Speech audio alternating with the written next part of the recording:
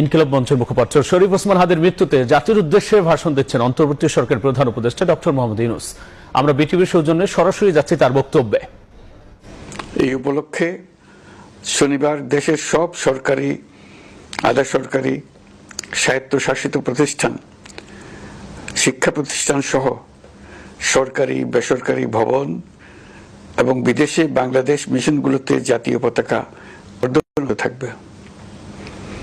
একই সাথে আগামীকাল শুক্রবার বাদ জুমা দেশের প্রতিটি মসজিদে শহীদ ওসমান হাদির রুহের মাগফিরাত কামনায় বিশেষ দোয়া ও মোনাজাতের আয়োজন করা হবে। আপনারা তাতে শরীক হন। অন্যান্য ধর্মের উপাসনালয়গুলোতেও আয়োজন হবে বিশেষ প্রার্থনার। আমি বিশেষ কৃতজ্ঞতা জানাই সিঙ্গাপুর সরকারের প্রতি, যারা হাদির চিকিৎসা অত্যন্ত আন্তরিকতা ও পেশাদারিত্ব দেখিয়েছেন। বিশেষ করে সিঙ্গাপুরের পররাষ্ট্রমন্ত্রী ভিভিয়ান বালাকৃষ্ণন, যিনি একই সঙ্গে একজন বিশিষ্ট চিকিৎসক, তার প্রতিও তিনি নিজে হাদির পরিচর্যা করেছেন, আমাকে নিয়মিত চিকিৎসা সম্পর্কে খোঁজ খবর দিয়েছেন।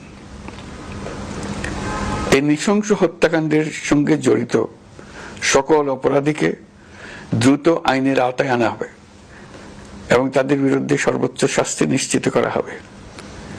এই বিষয়ে কোনো ধরনের শৈথিল্য দেখানো হবে না।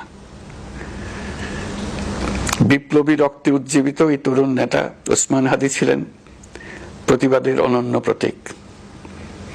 তার কর্মের মধ্য দিয়ে তিনি শুধু প্রতিবাদ নয়, দেশপ্রেম, ধৈর্য ও দৃঢ়তার অনন্য দৃষ্টান্ত রেখে গেছেন। আমি দেশের সকল নাগরিকের প্রতি আন্তরিক আহ্বান জানাচ্ছি, আপনারা ধৈর্য ও সংযম বজায় রাখুন। আইন শৃঙ্খলা রক্ষাকারী বাহিনী ও সংশ্লিষ্ট সংস্থাগুলোকে পেশাদারিত্বের সঙ্গে তদন্ত কার্যক্রম পরিচালনা করে সুযোগ দিন। রাষ্ট্র আইনের শাসন প্রতিষ্ঠায় সম্পূর্ণরূপে প্রতিশ্রুতিবদ্ধ।